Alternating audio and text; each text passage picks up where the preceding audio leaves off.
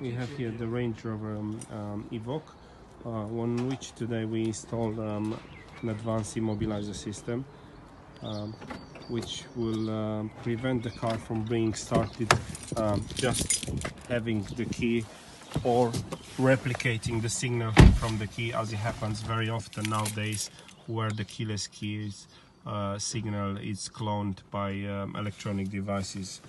So what I will show you here, we've got the key inside the vehicle and we attempt to start the car. However, the car would just crank and would not start. You will switch on the ignition normally, but no warning lights, and it just won't crank. In order to get the vehicle started, one of the two conditions have to be met. Either a secret combination of buttons inside the car has to be pressed, or a mobile app can be used, and upon pressing the button inside the car, the indicator will click. Guidance will start when you join the highlighted route. The signal has been seen and now the starting is authorized.